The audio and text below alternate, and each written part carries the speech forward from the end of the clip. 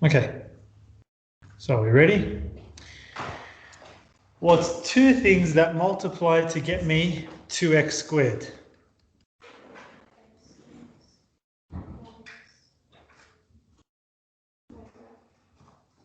What's two things that multiply to get me 2x squared? She said 2x, 2x, not exactly.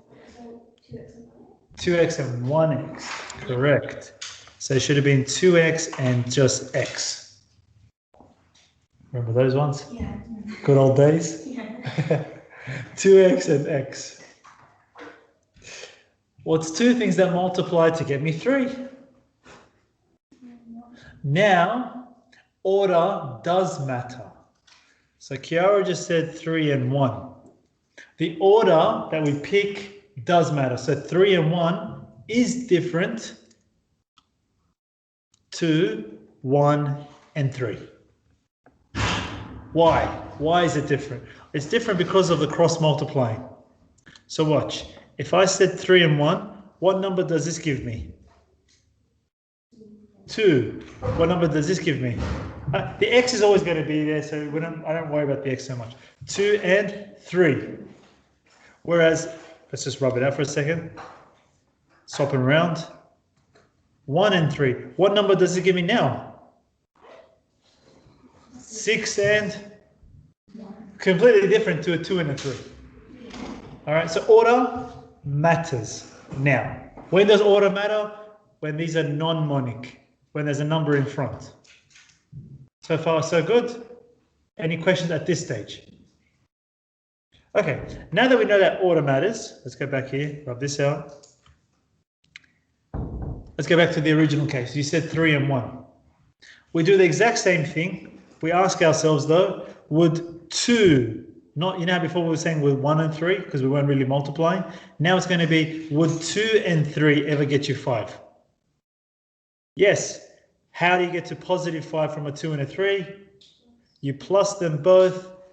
Is this still going to be a positive 3 when you multiply them?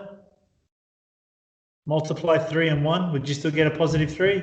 Yes. This is positive 2 and positive 3. That gives you positive 5. I think you're done. You got the answer. The answer is, how do we write this now? No. Funny, because a lot of students would read it as 2x plus 1 because they think diagonals. It's actually 2x plus 3 and x plus 1. So we read them diagonally. We write them horizontally. What?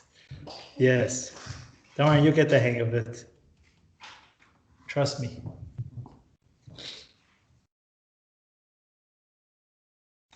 All right, question 2. I think I should do this one with somebody. So, Zara, you can start. 3x squared plus 10x plus 8. Two numbers that multiply 3x squared. 3x. Yes. And x. You are correct. Cross. Two numbers that multiply to get me 8. Remember, the whole point of this technique, it's not so much about you getting it right the first go. It's about just putting numbers in, testing it, doesn't work, do the next one, doesn't work, do the next one. It's more faster. Go ahead, pick two numbers. 4 and 2. 4 and 2. Would 6, you see how that's a 6? Do you see the 6 there? 3 times 2. Would 6 and 4 ever get you 10? By adding or subtracting? It would. How do you get from a 6 and a 4 to a positive 10? Add them both. Correct. And then that's your answer. 3x plus 4, x plus 2. Chloe, you can do the next one. Question 3. Question 3. 3x squared plus 14x plus 8. See, it still says 8, so exactly the same except the inside is just a 14 compared to a 10. But tell me, two things that multiply to get me 3x squared. 3x. Two things that multiply to get me 8. 8. 8 and 8 and 1. Fair enough. Let's pick that. What number does this give you? Which one is 3x? 3x, yep. And this one? 8. Would 3 and 8 ever get you 14 by adding or subtracting? Would 3 and 8 ever get you 14? Now, what would 3 and 8 give you? An 11 or a 5? So, was this the right choice? What you do is you swap them around. You don't change numbers straight away. Because remember I told you order matters? So you swap them around. Would 24 and 1 ever get you 14? Do you see how we got 24? Yeah. Yep, so wrong. So you definitely now know it's not 8 and 1. What's it going to be? Pick another two numbers that multiply to get you 8.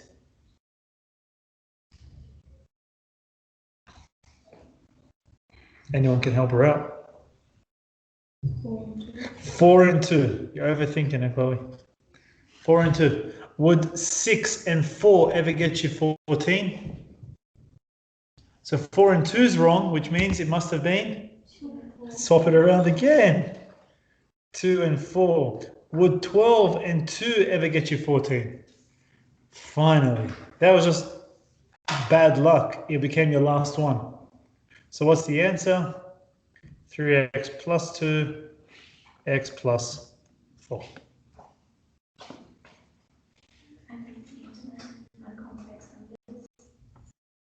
You feel ready? What do you mean? You've done that for 2 years now. I'm still freaking out. Nah, relax. Relax. Okay. I was studying in class A. Go to the Steve Howard booklet that I sent you guys on Skype last. Oh yeah, all that. I was doing this and I was looking at the questions. I was trying to do them in exam conditions. Yeah. I looked at them and I was like, good thing I have a TV. I think you should do the Steve Howard questions that I sent on Skype last week because they're going to be a bit more relevant. Okay. Next one, Moyo. Question 4. It's okay. Question 4. 2x squared plus x minus 3. Go ahead. I already have the answer, but if you want to show the way. 2 things, yes, please. Tell us the answer. So 2x and then x. Yes, and then 3. And then 3 and then 1, but it will be negative 1.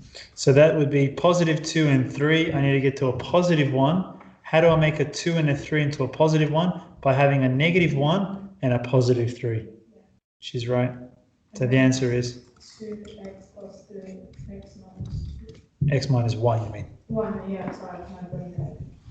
My brain died. How does your brain just die? Alright, question 5. So, Maddy, you might as well do the last one. Question 5. Now watch this, girls. I'll talk about this as well as our last one. Question 5. Somebody pick 2 things that multiply to get me 4x squared. 4x and x. 4x and x. I heard some of you here say something different. What did you say? 2x and 2x, which is correct as well as the first go. But I'm going to show you something in a second. So 4x and x. We pick, what's your 2 numbers for 3 that you're going to have? 1 and 3. 1 and 3. Would 12 and 1 ever get you 11? Yeah. Yes, you want negative 11, which means negative 12 minus 1. Plus 1. plus 1. Plus 1. Yeah, minus 12 plus 1 would give me negative 11. And then 1 times negative 3 is still negative 3. So the answer is 4x plus 1. Yep. And x minus 3. So Chloe and Moya, I think you girls said maybe 2x and 2x, which isn't wrong as a first guess. It just, as you can see, it wouldn't have worked because the answer was going to be 4x and x. No, it wouldn't have worked. So do you have for every time, do you have to just do with x By 1. always? Like do you have to times it by 1? No, it's going to be 2x and 2x. So that's what I was trying to get to. Hold on. So the next exercise, so all of these ones, this is the thing. All of these ones, even if you see like, is any other 4 there? That 4, this exercise, I've left them as just 4x and x. This exercise. Next exercise, I haven't left them as 4x and x. I've left this on as 3 and 2, 5 and 2, 2 and 2, 2 and 2. But what's the reality of it in an exam? Are you going to ever know? Yeah. You're never going to know. So you're going to pick one. You're going to exhaust the right-hand side. If it doesn't work out, then what are you going to do? Come back and fix your left-hand side. That means if you chose 2 and 2 here, you realize it failed after you did everything for 9. That means your 2 and 2 was wrong. It should have been 4x and x. That's where this gets a little bit annoying, this topic. But if you're okay with trial and error, you just keep working, you're not really thinking, it's not that bad. So, you had a question, Chloe? You had a question? No? All right, then girls, do the next 5. Do questions 6 to 10. Mm-hmm. Go ahead. Questions 6 to 10. Sam, Yes. what book